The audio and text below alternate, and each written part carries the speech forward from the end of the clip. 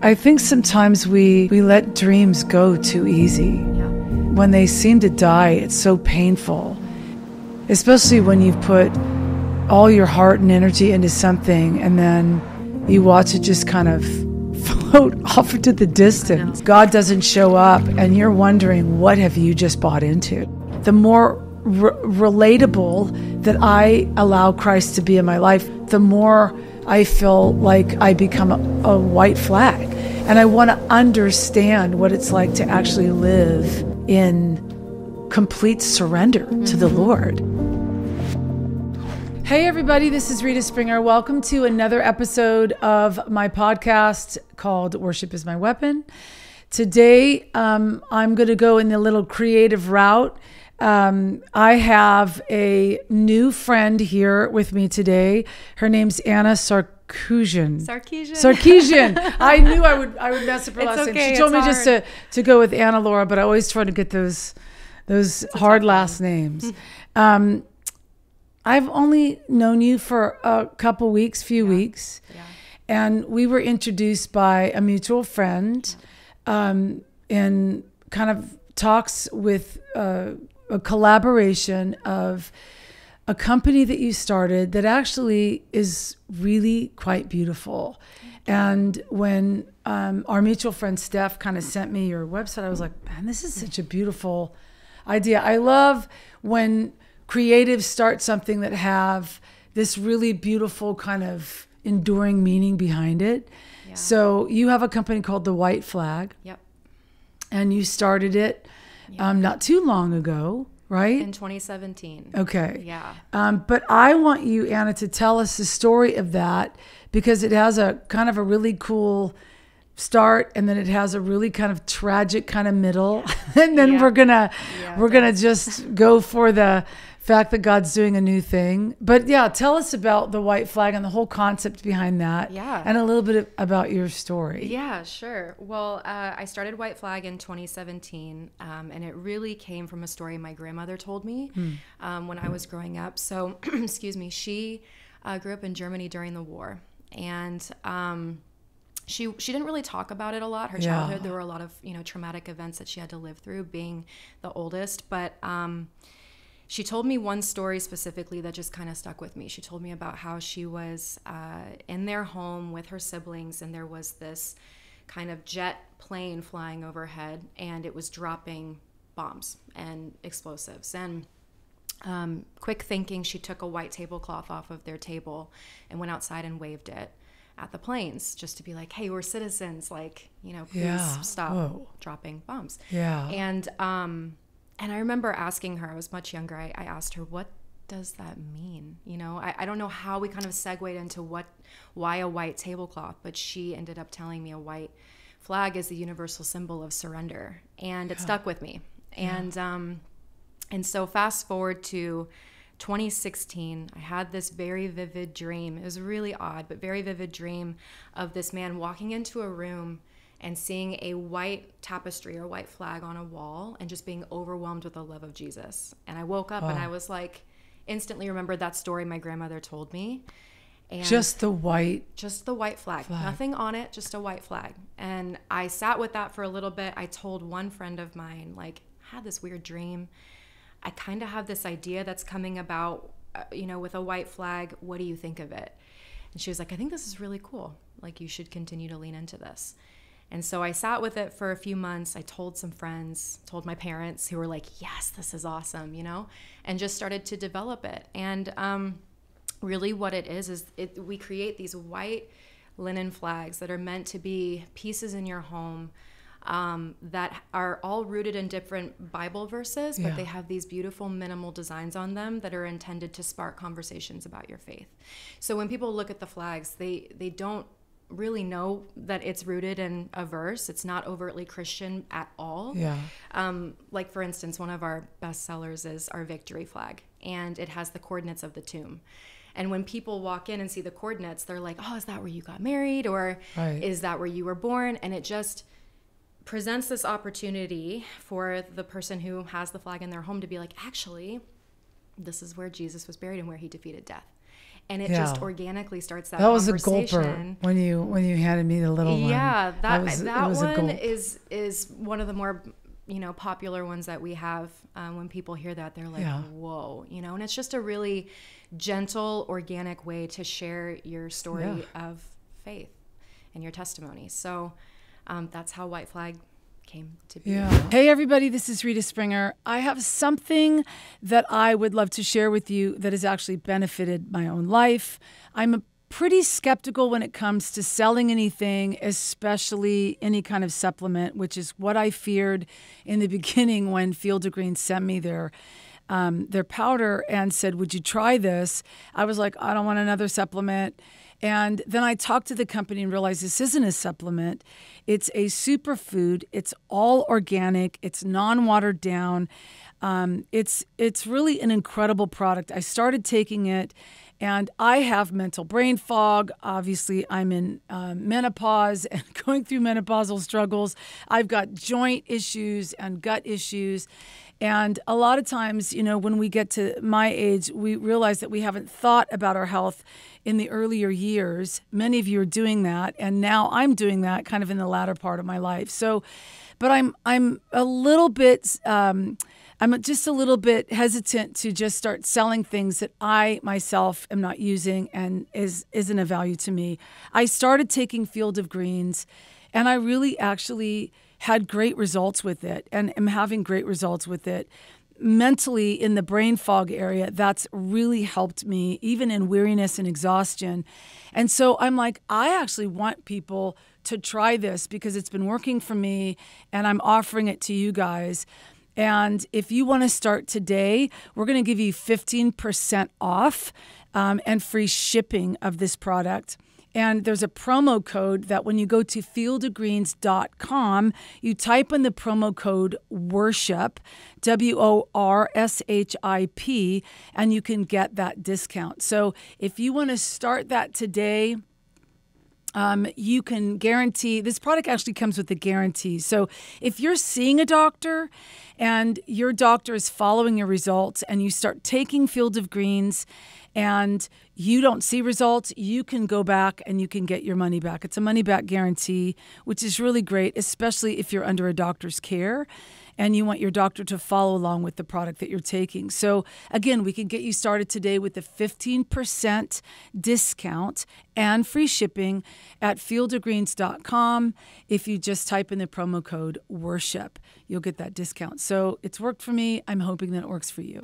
Yeah. And then when you started it, like, how do you go about getting people to know about it? Because you've had actually some success with collaborations and connections with people, because it is such a really cool concept. I mean, when you kind of were telling me this story, I remember thinking after you left here, it is such a symbol, but you rarely think about it. Yeah. You use it almost in conversation. If you're in a fight with somebody or something, you're like, okay, I'm waving a white flag here. Flag. And I was like, where's like my first encounter? And as kind of comical as it is for me, it was always cartoons. Yeah.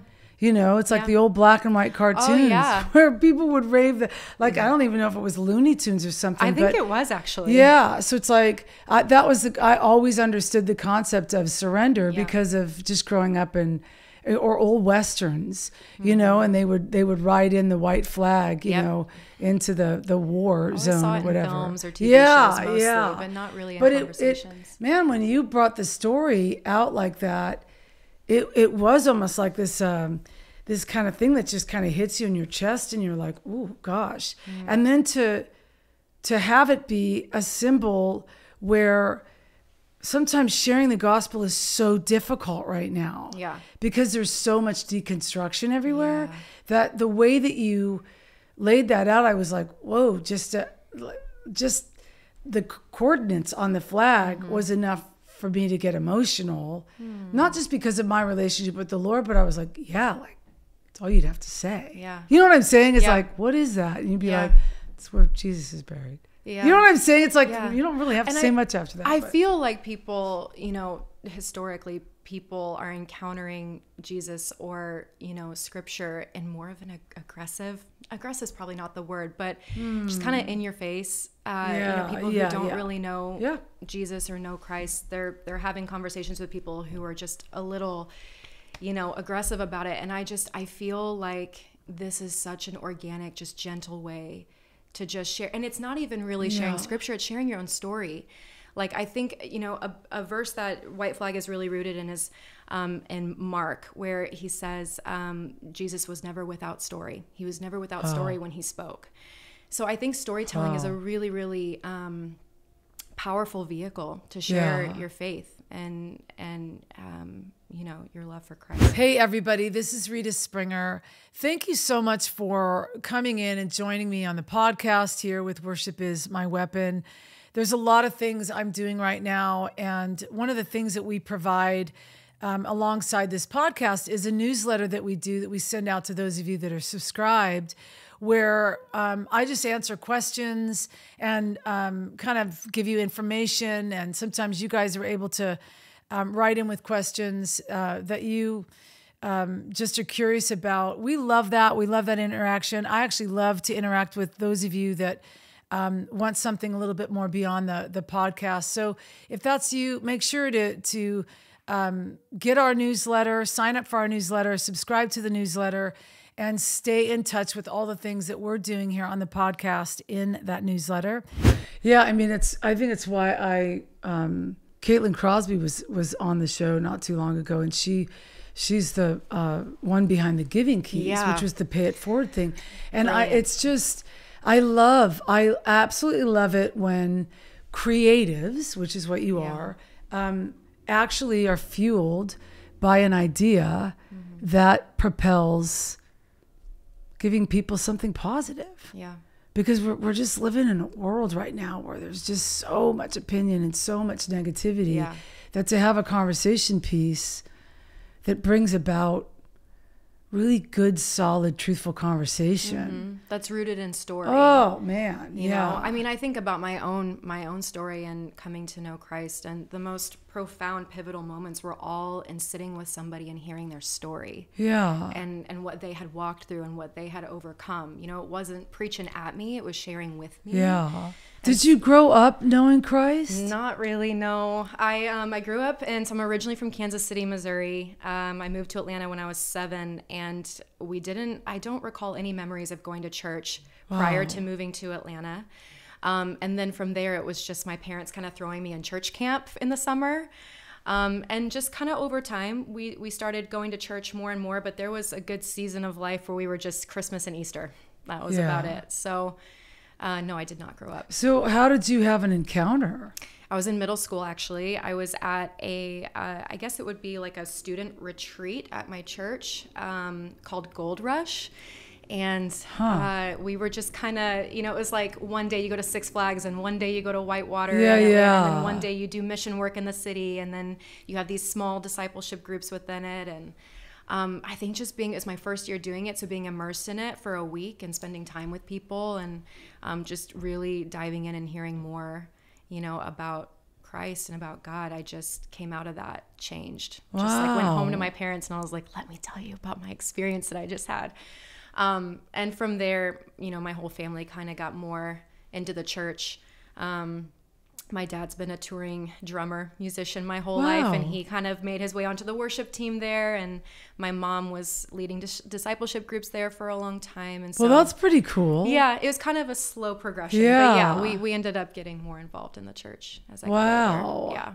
And then you're in Nashville. I am. So you started White Flag here in Nashville. I did. I moved to Nashville 12 years ago in 2012, and I started White Flag in 2017. And then, okay, so talk about how you built that. Was it an online thing first? Yeah, it was all online.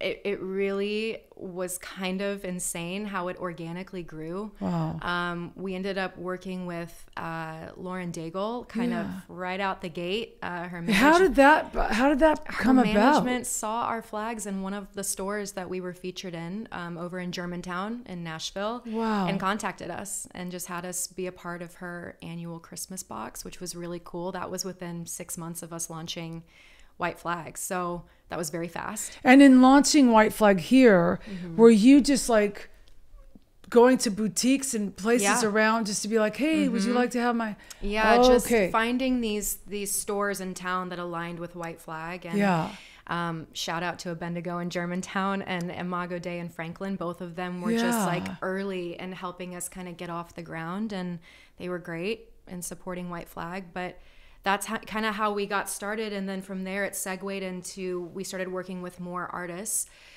doing tour merch pieces and collaborations with them for singles that, you know, were coming out and things like that. And so not really a lane that I saw us in when I launched. But we just kind of landed there. And then we did a lot of work with Chip and Joanna Gaines down in Waco for Magnolia. Which that's, when you were telling me that, I was like, oh, that's perfect. Yeah, really. For what you're doing. Yeah. So we did about 3 events with them before COVID. And that's kind of a pivotal moment for White Flag, was when COVID hit.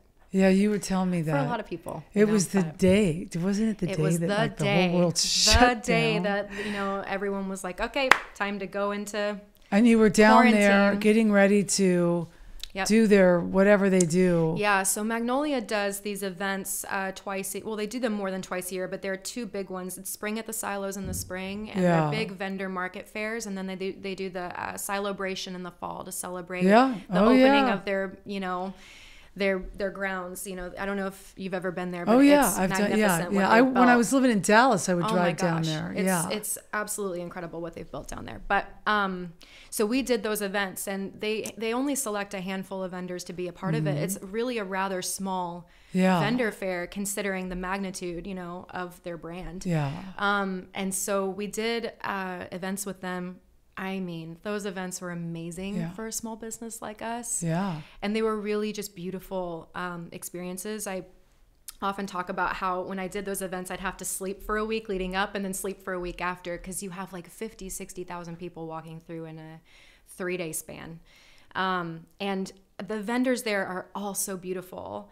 The thing that sets White Flag apart is that we really encourage conversation, whereas a lot of the other vendors were, you know, like leather goods or candles or, you know, things like that. Beautifully made, you know, pieces. But when people would come into our space and they found out what we were and what the flags represented, it was like almost this invitation for them to be like, let me tell you what I've just walked through.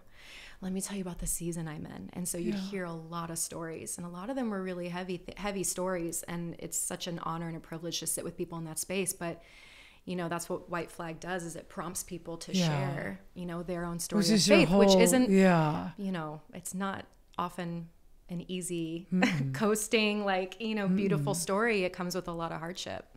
I know. I know.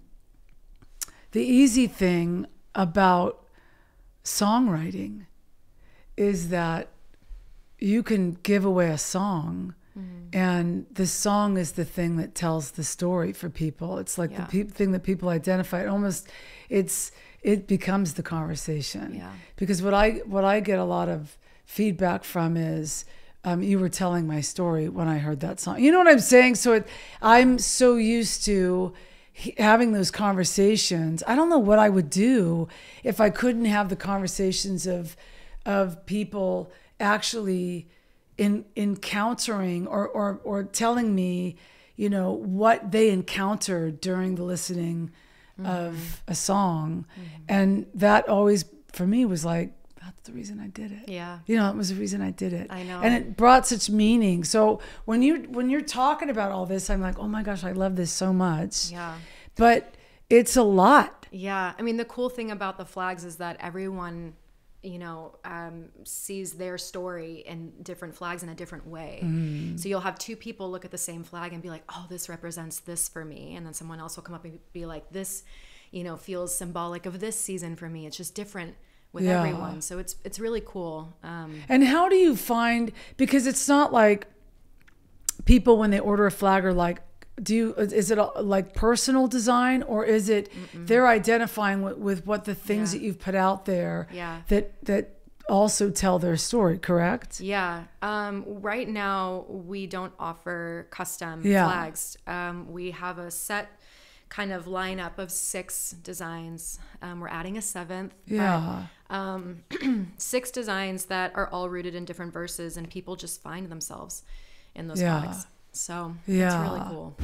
Hey, everybody, I want to take a minute to talk to those of you and encourage those of you who maybe you're planting a church, you're on staff at a church, you're in the children's department of a church, and you run and oversee the curriculum at your kids' division of church.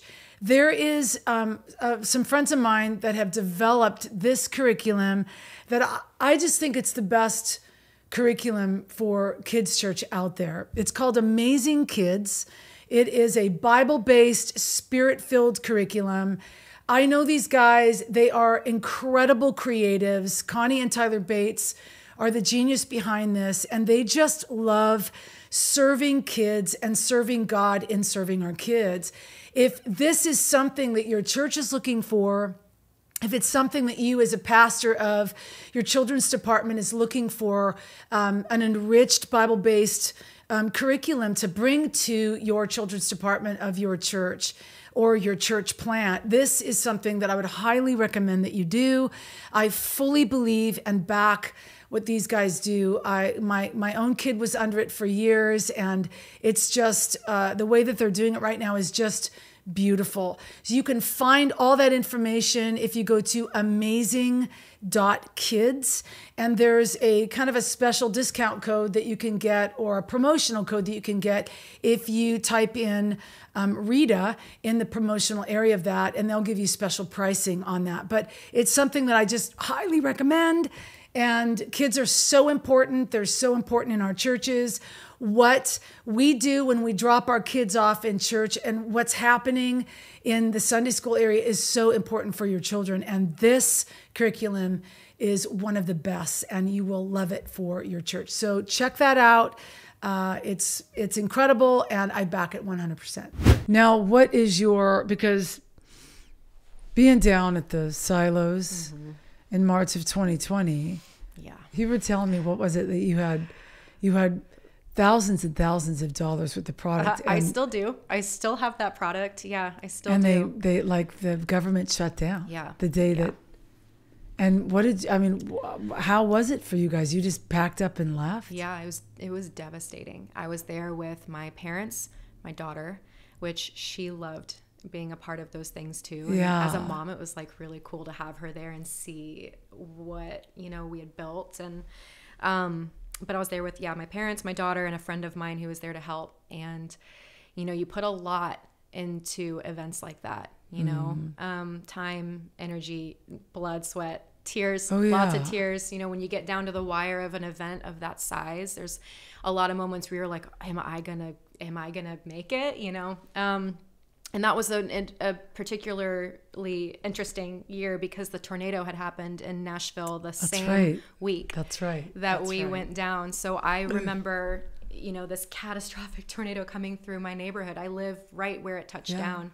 While I was preparing for this event. And it was interesting for sure. So we have the tornado, we make our way down to Waco, we're setting up, and then 30 minutes after setup, Chip and Joe came out and they were like, we're calling a meeting, and we all kind of congregated in this one building, and they were like, we are so sorry, but Waco has pulled the street permits. We legally can't proceed with this event, and everyone is to pack up and go home and go into quarantine. Oh, man.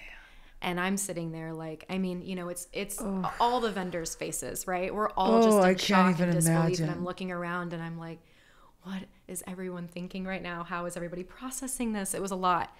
But we packed everything up, and we were like, we don't really know what we're going to do, not only with the business, but like what's waiting for us when we get home. And so it was a really, it's very foreign territory, sitting on thousands and thousands and thousands of dollars, worth of inventory that we never sold because the world went into lockdown, and no one is buying home decor when they don't even know if they have a job. Right. So, it came to a complete halt. And, I was also simultaneously going through a divorce at the time. and becoming a single parent. Becoming a single parent of 2.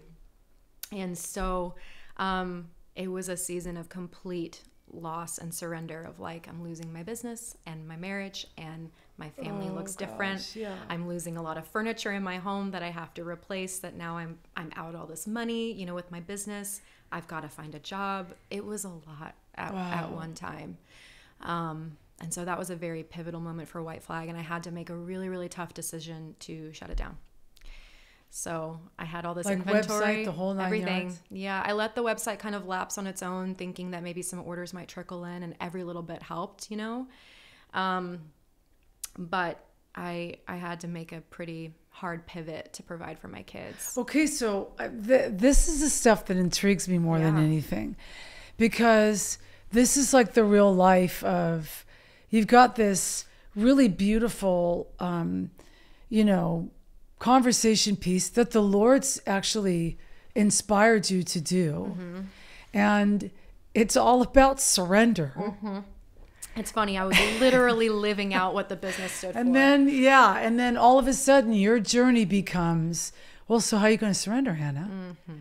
And that's like, I love this question with people because, man, I get it. Mm-hmm. Like, I can't even begin to describe to you, you know, I don't write songs, the songs that I write, because I make up those stories. Yeah. I've had to live those stories.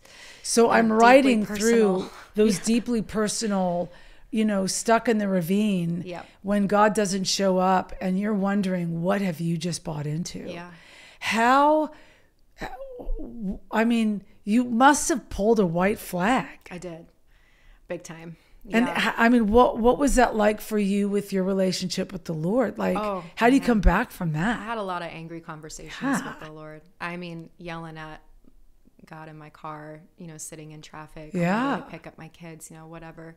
And that was also interesting because, you know, I had to, it was a very transitional season, and a lot of it I had to hide from my kids. That was a, you know, really hard season for them too. And so it was a lot of like sporadic bursts and like moments with the Lord and in private, you know, and just a lot of anger.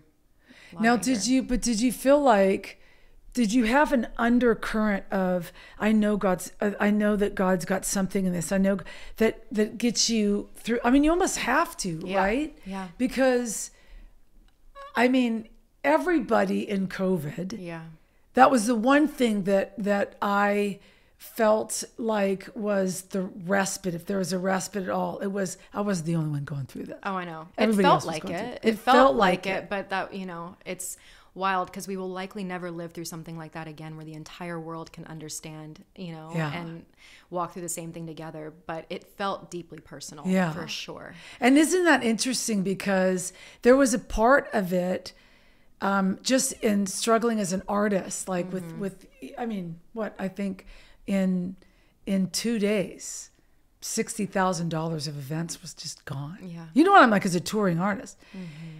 And I think there was a little bit of anger in me that was like, I want to be the only one. Mm-hmm. I don't want everybody else to understand, you know, because if everybody else is going through it, then how is God ever going to see me? Yeah. And how, as a, like, where's your creative level? Like, are you just like, chuck this? I'm never doing this again. Yeah. I'm not risking this at all. Yeah. Don't ask me to ever do anything. Mm-hmm. How do you come back from that? Like, where was the pickup for you?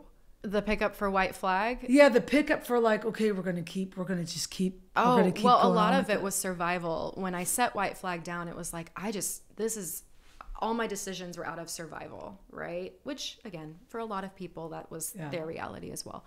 And I really had to set the creative side of me down, you know, just to provide for my kids and to keep our lights on. And so what did you do?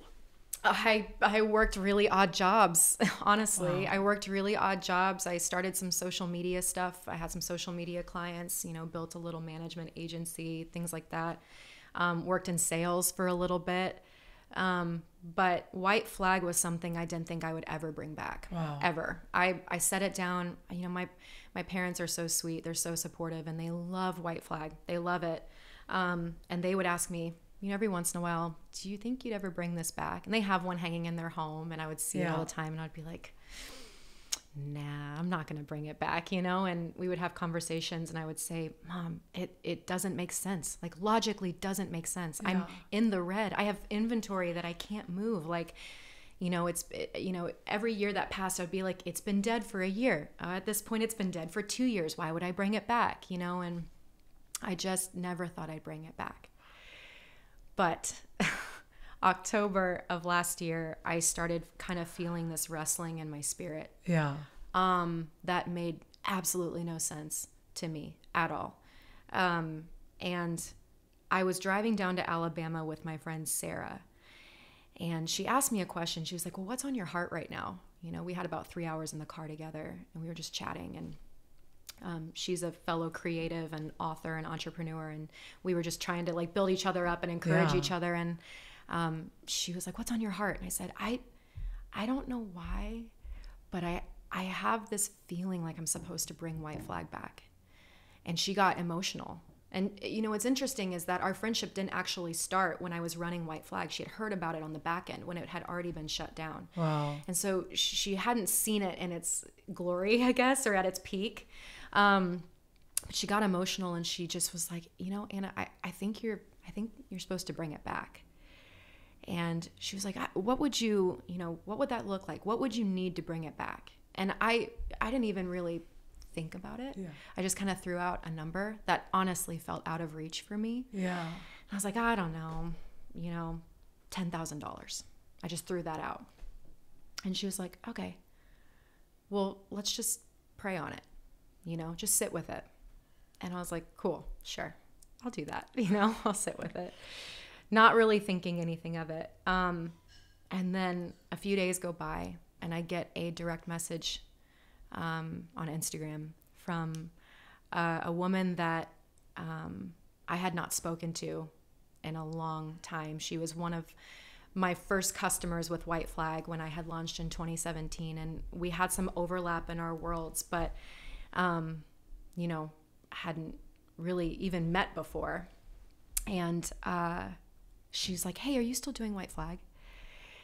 And I was like, oh, it's interesting that you asked, because if you had asked me a few days ago, I probably would have said no, but I think I am. And she was like, great. I'm a creative director for a church down here in Jacksonville. We're doing a series around the White Flag, and I went to your Instagram and saw that it wasn't really operating anymore, and just wanted to make sure that this is still a thing. Can we set up a phone call? I was like, sure, yeah. So we jumped on the phone, and she told me a little bit about what they wanted to do. And I'm just thinking, oh, maybe they just need a few flags for, marketing purposes or whatever.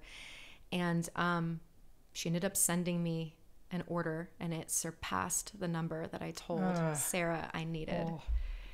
And it was kind of one of those moments where I was like, okay, I guess I'm doing this. And I didn't have a plan, and I didn't know what was next, had no idea. But that was kind of that, moment of like, all right, God, you clearly want me to move forward with this. I have no idea where you want to lead it. Hands are open.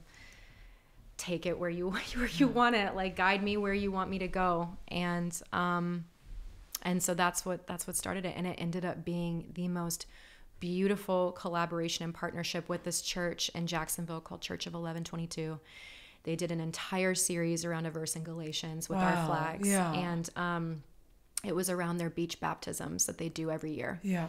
And I went down to see it unfold, and it honestly was one of the more moving experiences of my life, going down to the beach, seeing our flags there. They had a plane flying our flag over the ocean, and there were over 1,500 people who got baptized in the ocean that day. And it was just so cool to witness. So it was like, man, what a comeback, White Flag really coming back.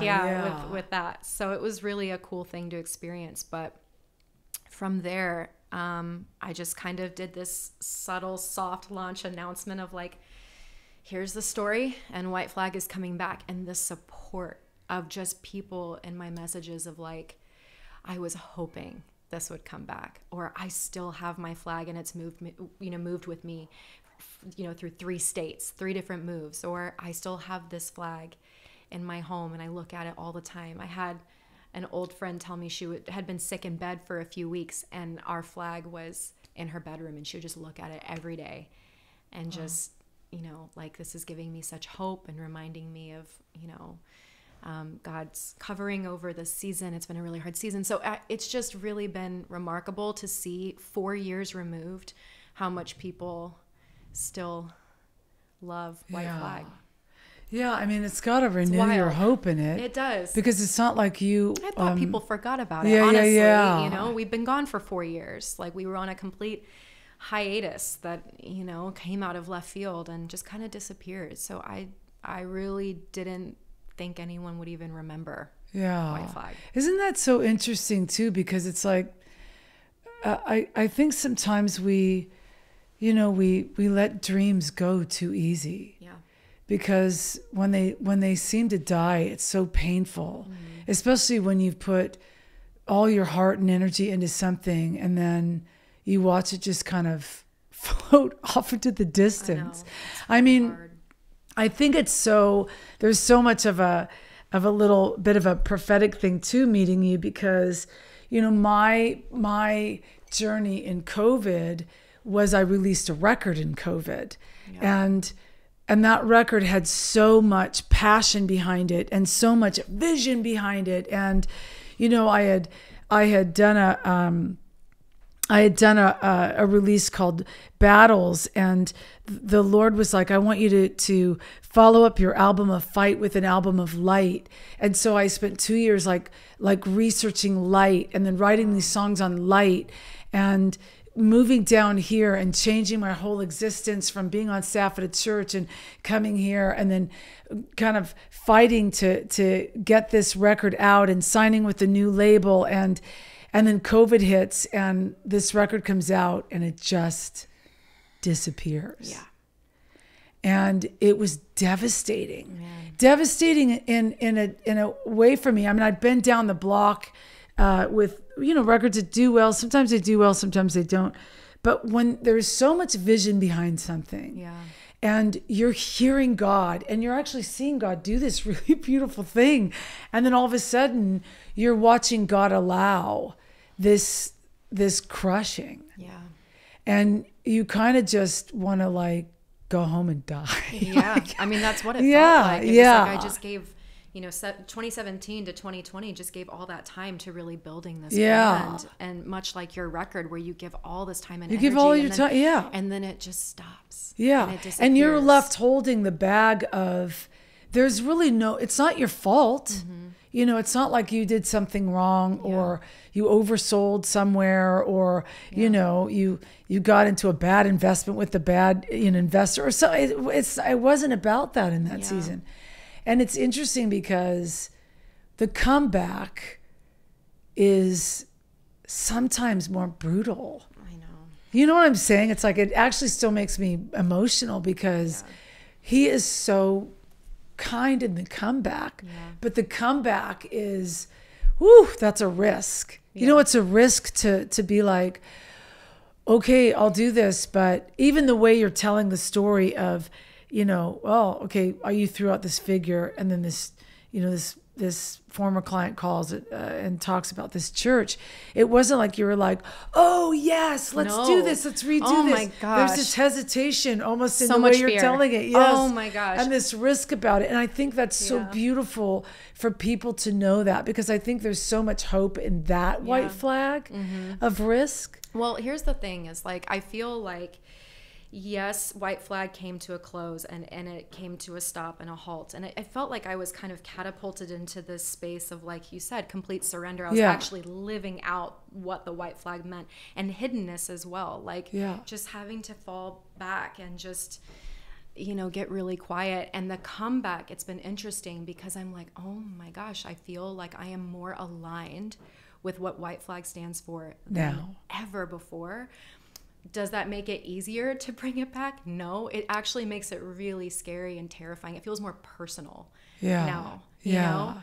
And so, no, when that church called and they were like, we want to do this with you, there was excitement, of course. And there was almost this validation of like, okay, that wrestling that I felt, that was real, that was the Lord. And here's this kind of confirmation. And, but there was still so much, even to this even right now, there's so much fear and just hesitancy of like, man, am I going to build this up again? And is it going to be taken again? Yeah. Or like, what does this even look like in this new season, in this new chapter? There's really a level of surrender this time around that I just didn't have the first time. The first time it was like, I've got this idea and here's this thing and like, it's going to be so cool. Yeah. And then like this time it's like, it feels like I have like Bambi legs a little bit getting back up after the fall of like, I actually don't know what this is going to look like. Yeah. And I'm just going to open my hands and see what comes. And it's been really cool, but very scary. Yeah. So. And I think I trust that. Mm-hmm. So when we first had our initial meeting and talk about just collaborating, with you over the Fed by Ravens, release, because man, it's trembling and risk. Like to try to do another project, I was just like, we're not doing it. So for 2023 to be like, I want you to, the Lord saying, I want you to do this. And I'm like, look, I could opt out on my age. Like I could just opt out and be like, we're not doing this because of my age. Like we're just like, it's over. Like just forget it, Lord, it's over. But there is this part of my journey and my story where my freedom has been more profound as I get older. I talk a lot about the progressive state of just the worship, like in relationship, the more relatable that I allow Christ to be in my life, the more I feel like I become a white flag, of freedom, just like, and the more addicted I become to, I just want to get more free and I just want to get more free. And I want to understand what it's like to actually live in complete surrender to the Lord. Yeah. And so my vehicle to find that has always been melody lines. Yeah. And so to then be having this conversation with the Lord and him being like, man, you need to wave a white flag here because we're not we're not at war. You and I are not at war, but you're acting like we're at war. Yep. And I'm like, it felt like war. COVID felt like war. Yeah. And he was like, but I'm getting not. Back up felt like war. Not just COVID, not living, but getting back up. Just getting back into the creative, like just having, the courage to do that again. It felt like war, an internal battle all the time. Yeah. So. And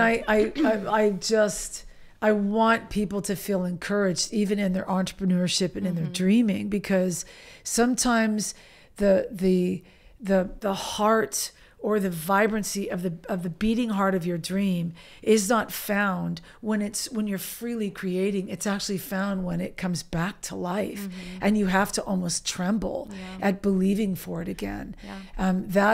That vulnerability, I think, almost sets fire to a dream in a different way that has more definition attached to it. Because I know in my process of writing this record and having the Lord be like, oh no, you're going to name this record Fed by Ravens. And just the imagery of that being like, crud. Yeah. Who wants to be in that season?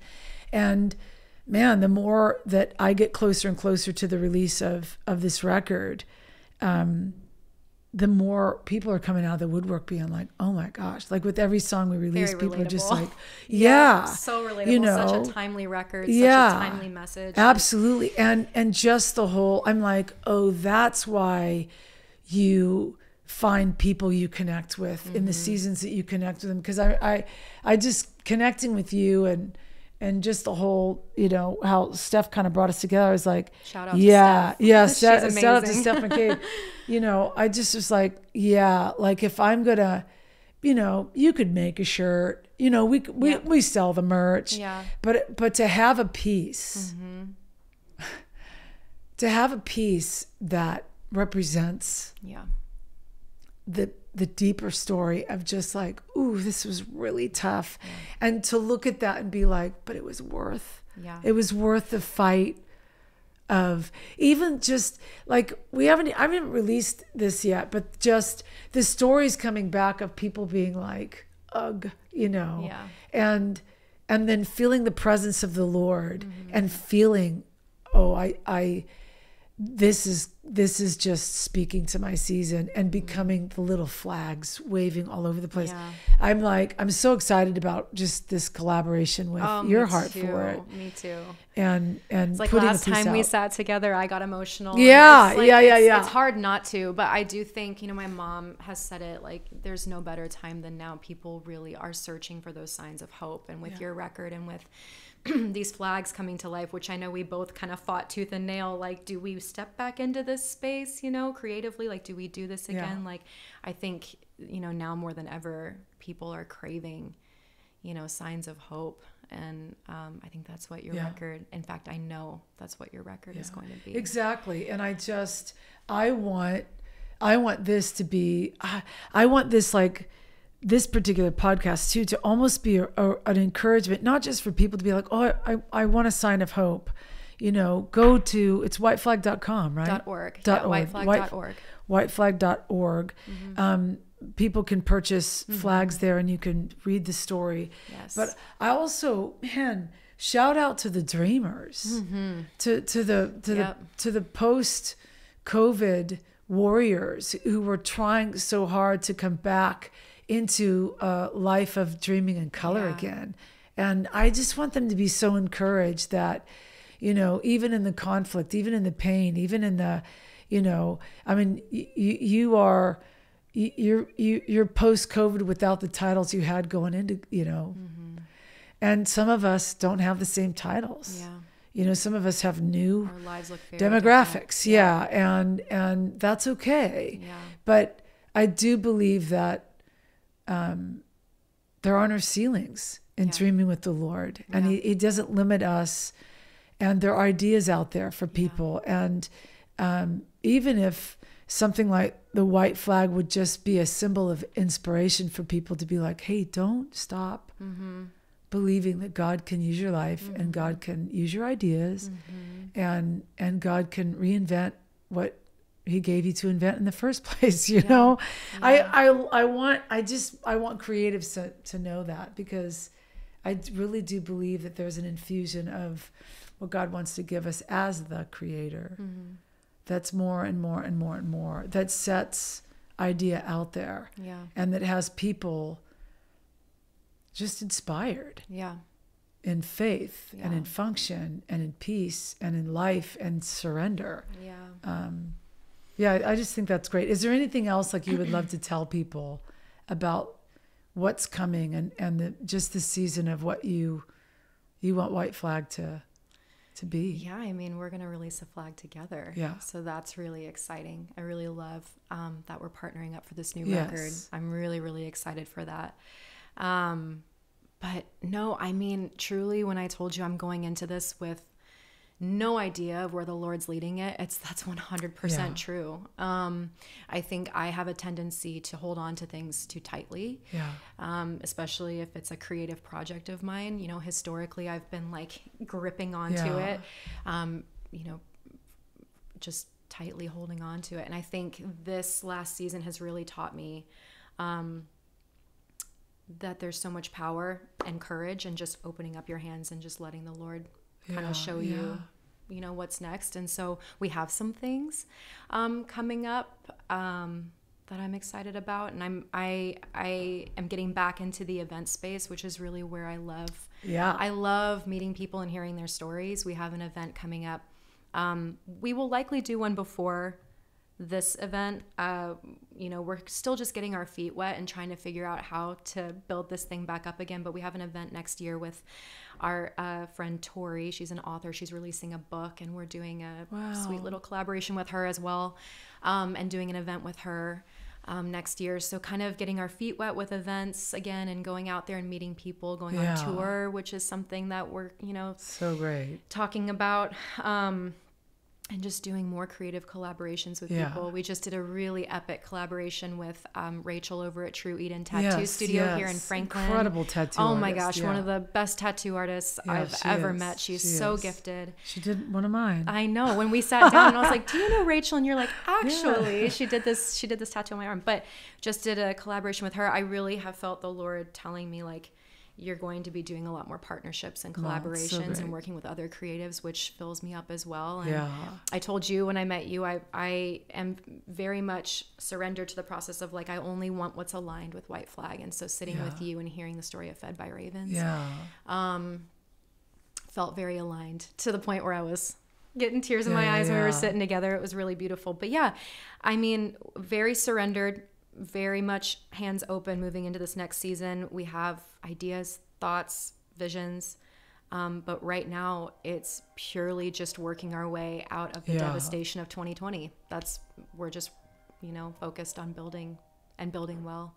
And just sharing White Flag with more people. So great. I love that. By the time this airs, there'll be more information with what we're doing for the record, for people to pre-order White Flag. I don't know, can we say what's on the flag?